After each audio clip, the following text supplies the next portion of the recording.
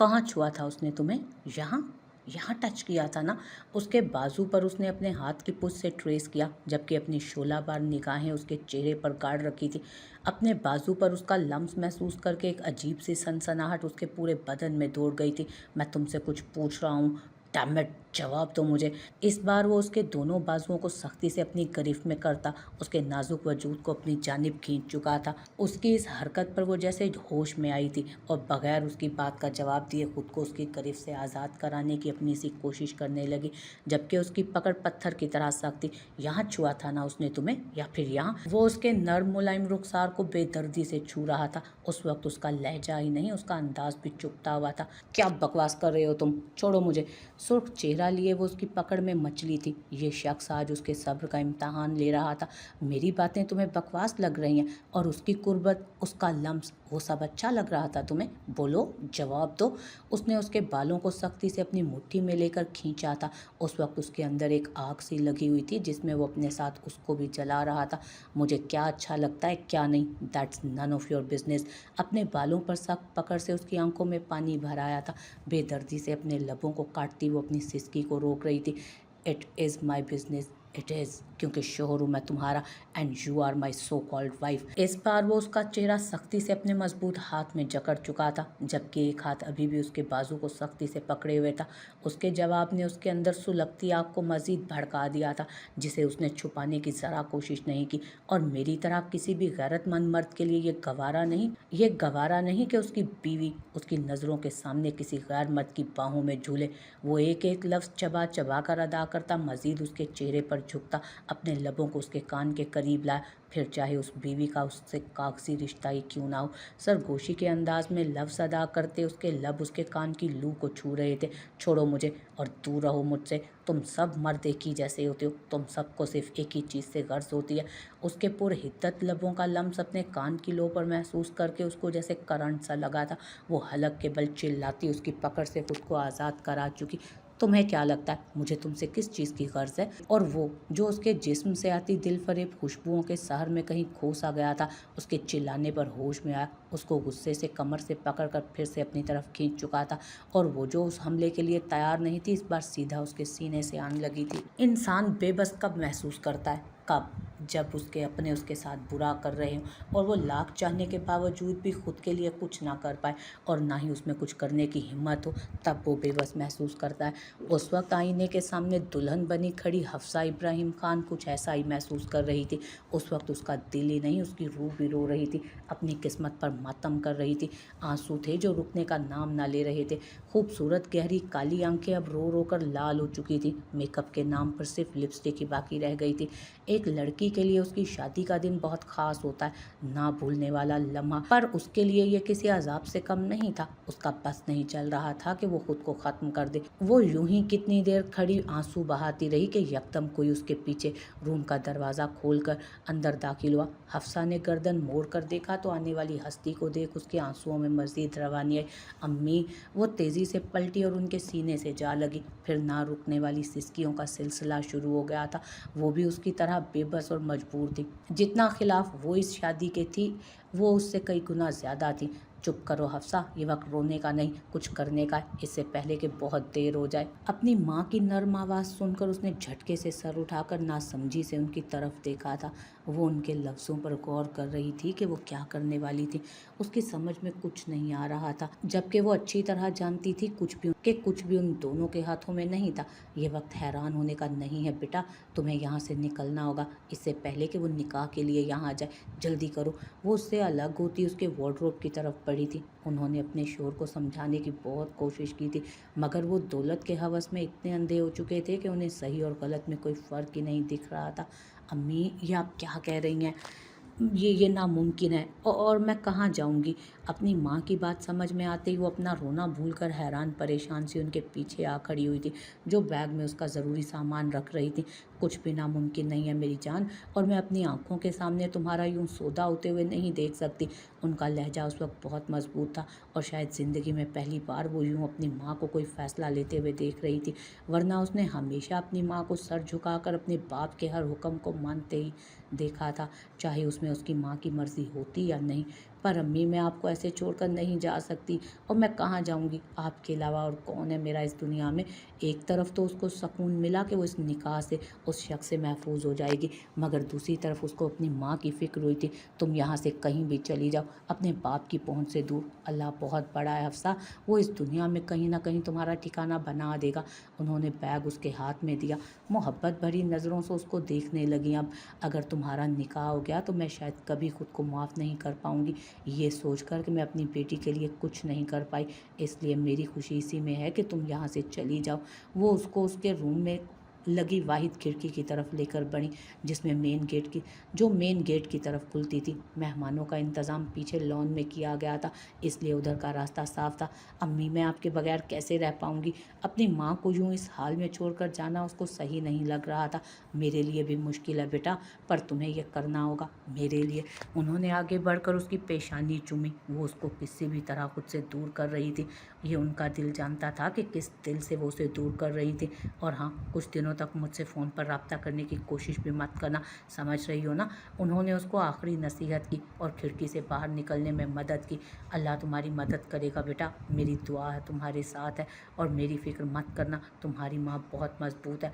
उन्होंने मुस्कुराकर आखिरी अलविदा कहा था और एक मोहब्बत और दर्द भरी आखिरी निगाह उन पर डालकर वो वहाँ से निकलती चली गई थी। उसने मुड़कर नहीं देखा था, अगर वो देख लेती तो शायद उसके लिए जाना मुश्किल हो जाता। अपने आंसुओं को बेदर्दी से रगड़ती वो खान विला का गेट पार कर गई थी।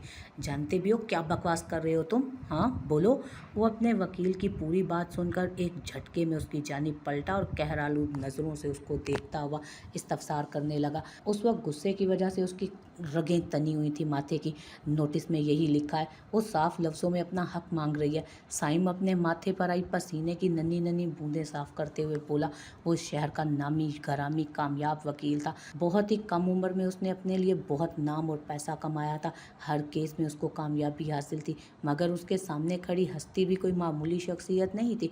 असफंदयार खान था वो, खान इंडस्ट्रीज़ का मालिक, इस शहर के रईस और पावरफुल लोगों में से एक। अपने एक इशारे पर वो किसी का भी करियर तबाह बर्बाद कर सकता था, शायद उसका भी। इसलिए साइम आफंदी जैसा काबिल इंसान भी उसके सामने घबरा रहा था बात करते।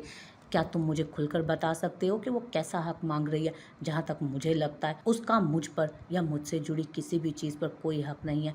वो अपने चेहरे पर हाथ मारता अपने गुस्से को कम करने की कोशिश कर रहा था। अभी तो वो अपने माजी से बाहर नहीं निकल पाया था कि उसका माजी फिर से दस्तक दे रहा था। उन्होंने कस्टडी के लिए केस फाइल किया है, और वो अभी उसका जुमला मुकम्मल नहीं हुआ था कि किसी शेर की तरह वो उसको कॉलर से पकड़कर अपनी मुट्ठी में दबोच गया। उसका कॉलर। क्या बकवास है ये, कैसी कस्टडी, कैसा हक? इतने सालों बाद होती कौन है वो अपना हक मांगने वाली आकर मुझसे? वो किसी जख्मी शेर की तरह घुराया था। अगर उस वक्त वो उसके सामने होती तो यकीनन आखिरी सांसें गिन रही होती। वो माँ है और कोर्ट उसको पूरी तरह इजाज़त देता है अपना हक मांगने के लिए। साइम जैसा समझदार सुलझा हुआ वकील भी उसके सामने अपनी बात नहीं रख पा रहा था। 5 साल पहले उसके अंदर की माँ कहाँ गायब हो गई थी, और अब अचानक 5 साल बाद उसे अपना हक कैसे याद आ गया? वो उसके कॉलर को एक झटके से छोड़ता अपने रूम में मौजूद ग्लास वॉल के करीब आ खड़ा हुआ, जहाँ से वो शहर का खूबसूरत नज़ारा देख सकता था। आप इस बारे में कुछ नहीं कर सकते और ना ही उन्हें कोर्ट में जाने से रोक सकते हैं। साइम परेशानी से अपनी पेशानी मसलता हुआ बोला। वो खुद भी नोटिस देखकर काफ़ी हैरान हुआ था। वो असफन का पर्सनल लॉयर था, वो उसका पर्सनल लॉयर था, और वो खुद भी कोई राह तलाश नहीं कर पा रहा था। तो तुम्हें मैंने किस काम के लिए रखा हुआ है? ये सोचना तुम्हारा काम है कि इस केस को कैसे ख़त्म करना है। वो सामने मंजर पर नज़रें गाड़े लहजे में सख्ती लिए बोला था। आप परेशान ना हो सर, मैं कोई ना कोई सोल्यूशन ज़रूर ढूंढ लूँगा, बस मुझे कुछ वक्त की मोहलत दें आप।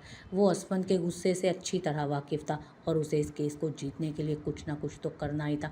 वैसे भी उसको अपनी नौकरी बहुत अजीज़ थी। कुछ भी करो, इस मसले का हल निकालो, और हाँ, फैसला मेरे हक में ही होना चाहिए। इस बार वो उसकी जानिब पलटा और उंगली उठाकर उसको वार्न करने वाले अंदाज में बोला, डोंट वरी सर, ऐसा ही होगा। वो टेबल से फाइल उठाता वापस जाने के लिए पलटा था। और हाँ, एक आखिरी बात, असफंदयार खान ने आज तक हारना नहीं सीखा। मैं तुम्हें सिर्फ 2 दिन देता हूँ। अगर 2 दिन में तुमने मुझे कोई अच्छी खबर नहीं सुनाई ना, तो इस शहर और मुल्क में और भी बहुत काबिल वकील मौजूद है मेरा काम करने के लिए। इस बार वो उसको बाहर जाने का इशारा करता फिर से ग्लास वॉल की जानिब मुड़ गया। आज सुबह ही जब वो ऑफिस में आया तो सामने उसके टेबल पर रखे नोटिस को देखकर उसका गुस्से से बुरा हाल हो गया था। वो उसको सब कुछ देने को तैयार था, मगर वो जो उससे मांग रही थी असफंद उसको किसी भी कीमत पर नहीं दे सकता था, और वो इस केस को जीतने के लिए कुछ भी कर सकता था, कुछ भी। अमल, मुझे मुझे नहीं लगता कि हम ठीक कर रहे हैं। हमें वापस चले जाना चाहिए, इससे पहले कि कोई गड़बड़ हो जाए। हम कैंटीन में ही कुछ खा लेंगे ना। वो खौफजदा नज़रों से इधर उधर देखते हुए अपनी वाहिद दोस्त के पीछे लपकी, जो आज उससे कुछ नया करवाने के जोश में थी। कम ऑन एन, तुम तो ऐसे डर रही हो जैसे मैं तुमसे कोई गैर कानूनी काम करवा रही हूँ। जस्ट चिल यार, हम बस किसी अच्छे से रेस्टोरेंट में लंच ही तो करने जा रहे हैं, और आज क्लास भी नहीं है। तुम्हारे बॉडीगार्ड्स को कुछ भी मालूम नहीं होगा। अमल लापरवाही से कहती उसकी कलाई थाम कर यूनिवर्सिटी के पिछले गेट से बाहर निकलती चली गई, जबकि एन को अपने बढ़ते कदमों के साथ साथ अपने दिल की धड़कनें भी बढ़ती महसूस हो रही थी। बगैर अपने बॉडीगार्ड और बगैर किसी को इन्फॉर्म किए अकेले बाहर निकलना उसके लिए किसी गैर कानूनी काम से कम ना था। अमल, तुम नहीं जानती, घर पर जब सबको मालूम होगा तो वो लोग परेशान हो जाएंगे। वो उसके साथ ही टैक्सी में बैठी बहुत परेशानी से बोली। उस वक्त उसके अंदर एक अनजानी सी खुशी भी थी, दूसरी तरफ एक डर था जो उसको पूरी तरह से खुश भी नहीं होने दे रहा था।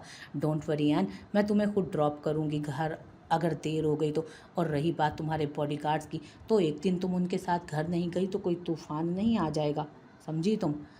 अमल उसकी ग्रीन आंखों में देखते बोली, जो खौफ की वजह से उस वक्त मज़ीद खूबसूरत लग रही थी।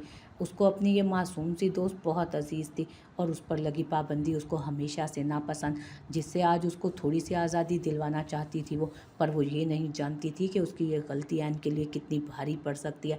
तूफ़ान ही आ जाएगा अगर मैं घर तुम्हारे साथ गई, इसलिए अमल, तुम वहाँ से जल्दी निकलने की कोशिश करना, गार्ड्स को मालूम होने से पहले। मैं कोई रिस्क नहीं लेना चाहती। वो अमल की बात से मुतमईन तो हो गई, और अगर घर पर किसी को मालूम हो जाता तो वो उन लोगों को किसी तरह मना लेती, पर अगर उन्हें मालूम हो गया तो वो क्या करेगी? उस शख्स के बारे में ख्याल आते ही एक बार फिर उसके डर में मज़ीद इजाफा हुआ। अरे वहाँ पहुँचने तो दो पहले, तुम अभी से वापस जाने की बात कर रही हो? अब जब पिंजरा खोल ही लिया है तो उड़ते हुए इतना डर क्यों रही हो? अमल इस बार थोड़ा शरारती अंदाज में उसकी तरफ एक आंख दबाकर बोली, तो ना चाहते हुए वो भी होले से मुस्कुरा दी। पर वो नहीं जानती थी कि वापसी पर उसकी मुस्कुराहट गायब होने वाली है। अगर उसे मालूम हो जाता तो वो कभी अमल के साथ बाहर लंच करने के लिए राजी ही ना होती। इन्हीं नापाक हाथों से तूने उसकी तस्वीर को छुआ था ना?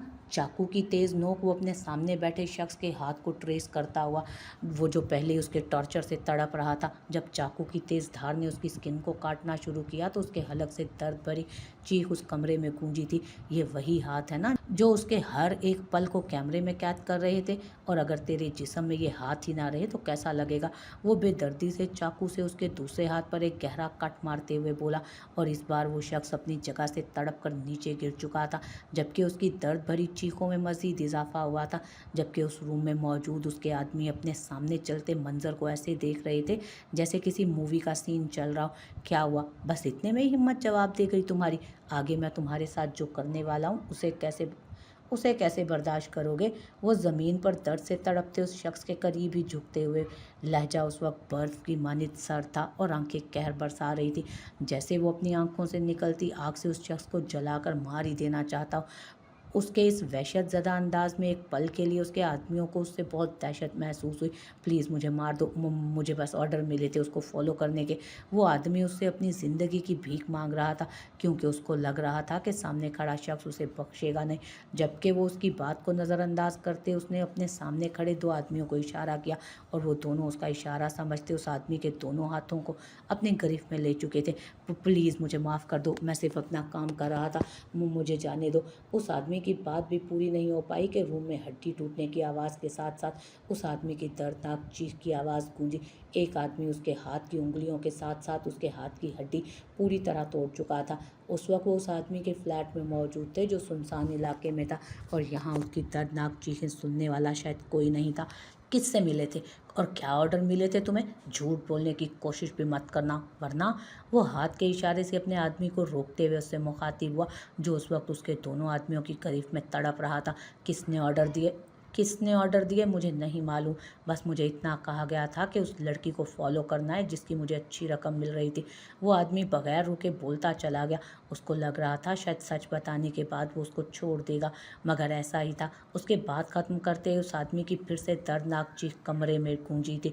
मैं सच सच कह रहा हूँ, मुझे कुछ नहीं मालूम, मुझे माफ़ कर दो। अब वो आदमी बगैर रुके बोलता चला गया। उसको लग रहा था शायद उसको सच बताने के बाद उसको वो छोड़ देगा, मगर ऐसा ही था। उसके बात ख़त्म करते उस आदमी की फिर से दर्दनाक चीख कमरे में गूंजी। मैं सच कह रहा हूँ, मुझे कुछ कुछ नहीं मालूम, माफ़ कर दो मुझे। अब दर्द उसकी बर्दाश्त से बाहर हो रहा था। वो ज़मीन पर पड़ा किसी बिन पानी की मछली की तरह तड़प रहा था। तुमने बहुत बड़ी गलती की है, मेरी सबसे कीमती चीज़ पर नज़र डालकर, और मुस्तफ़ा ज़मान शाह ऐसी गलती की माफ़ी नहीं, सज़ा देता है। वो अपने दोनों आदमियों को इशारा करता उसी रूम से अटैच दूसरे रूम में आया, जहाँ सामने दीवार पर हुरैन की तस्वीरें लगी थीं।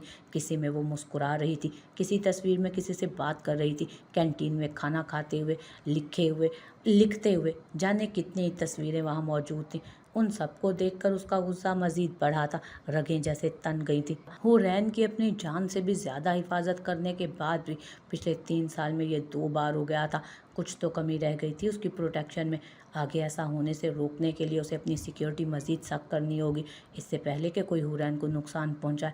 मैं तुम्हें उस तक कभी पहुंचने नहीं दूंगा, ये मेरा वादा है तुमसे। वो दीवार पर लगी एक एक फ़ोटो को उतारता अपनी सोच में उस शख्स से मुखातिब हुआ जो ये सब करवा रहा था, जबकि दूसरे कमरे से मुसलसल उस शख्स के चीखने की आवाज़ें उसे सुनाई दे रही थी। जो वो काम अधूरा छोड़ कर गया था उसके आदमी पूरा कर रहे थे। तुम अपना काम अच्छे से जानते हो, इसकी डेड बॉडी के साथ क्या करना है। वो उसी रूम में दाखिल होता अपने आदमी से मुखातिब हुआ और एक नज़र उस शख्स को देखा जो अपनी ज़िंदगी की आखिरी सांसें गिन रहा था। उन दोनों पर आखिरी नज़र डालता वो रूम से बाहर निकला ही था कि उसकी ब्लैक लेदर की जैकेट की पॉकेट में बजते मोबाइल ने उसके कदमों को रोका था। स्क्रीन पर चमकते नंबर को देखकर उसके माथे पर बलों में इजाफा हुआ। कॉल रिसीव करके उसने मोबाइल कान से लगाया। हाँ बोलो, इस वक्त फ़ोन क्यों किया? कोई गड़बड़? सर्द लहजे में पूछा गया था। सामने वाले की बात सुनते ही उसके मोबाइल पर पकड़ सख्त हुई। तुम कुछ मत करो, सिर्फ दूर से नज़र रखो, घर पहुंचते ही कॉल करना, मैं आ रहा हूँ। अपनी बात मुकम्मल करके वो फ़ोन कट करता गुस्से से वहाँ से निकला था। तुम लोगों को एक काम दिया था मैंने और तुम लोग कल से वो काम नहीं कर पाए, एक लड़की को नहीं ढूंढ पाए तुम लोग। इब्राहिम खान की गरजदार आवाज़ पूरे खान विला में गूंजी थी। उनका बस नहीं चल रहा था कि वो सामने खड़े अपने आदमी का कत्ल कर डालें। खान, हमने सब जगह तलाश कर लिया पर बीबी जी का कुछ पता नहीं चल रहा है। अभी मेरे और भी आदमी उनकी तलाश में लगे हुए हैं। वो इब्राहिम खान का ख़ास आदमी था, उसके लिए इसलिए उसके सामने बोलने की हिम्मत कर गया, वरना बाकी तो खामोशी से सब सर झुकाए खड़े हुए थे। किसी में अपने मालिक के सामने बोलने की जुर्रत नहीं थी और ना ही किसी ने गुस्ताखी की थी। कुछ भी करो रहीम, पता लगाओ, मुझे किसी भी कीमत पर हफ्सा यहाँ मौजूद चाहिए, वापस मेरी नज़रों के सामने, वरना तुम लोग अपनी खैर मनाना अब बैठकर। इब्राहिम खान गुस्से से अपनी मुट्ठी भींचता हुआ बोला, कल से उनकी यही हालत थी। कल रात से वो एक लम्हा भी सुकून से नहीं बैठे थे, और कैसे बैठते, उनकी बेटी जो उनका सुकून अपने साथ ले गई थी। तुम उनके साथ कुछ करो या ना करो इब्राहिम, पर अगर ये लोग हफ्सा की तलाश नहीं कर पाए तो इन लोगों को मुझसे कोई नहीं बचा सकता। इसलिए इन लोगों की बेहतरी इसी में कि ये लोग काम अपना करके मुझे अच्छी तरह से दें। कब से अपने गुस्से को खामोशी से ज़ब्त करता शम्स खान अपनी जगह से खड़े होते हुए आज दूसरी बार हफ्सा ने उसको ठुकराया था, उसको इतने लोगों के सामने जलील किया था। वो उसका सालों से ख्वाहिशमंद था और वो अपनी इस ख्वाहिश को पूरा करने के लिए इब्राहिम खान और उसकी कंपनी को इस मकाम पर ला खड़ा कर चुका था कि वो उसके प्रपोज़ल को इनकार कर ही नहीं सकता था, क्योंकि वो जानता था इब्राहिम खान के लिए दौलत अपनी औलाद की खुशी से ज़्यादा मायने रखती है। उसको बेसब्री से उस लम्हे का इंतज़ार था जब वो उस लड़की का घमंड मिट्टी में मिला देता, जिस घमंड से उसने पहली बार शम्स को ठुकराया था, मगर एक बार फिर वो उसकी तजलील करके उसके हाथों से निकल गई थी।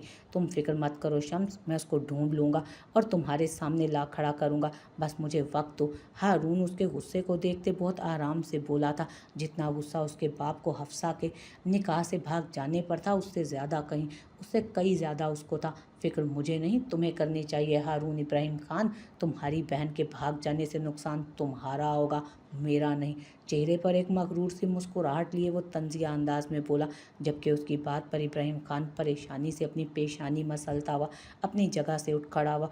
कुछ सालों से उनकी कंपनी को बहुत नुकसान हो रहा था। शम्स का हफ्सा के लिए आया प्रपोज़ल उन्होंने फ़ौरन कबूल कर लिया, ये जानने के बावजूद भी कि इस मुआशरे में उसकी इज़्ज़त कितनी ख़राब थी। वो एक अय्याश किस्म का आदमी था, पर इब्राहिम खान के लिए अगर दुनिया में कुछ अजीज़ था तो वो अपनी कंपनी और उसका नाम, जिस नाम के लिए वो अपनी बेटी की ज़िंदगी के बारे में भी नहीं सोच रहा था।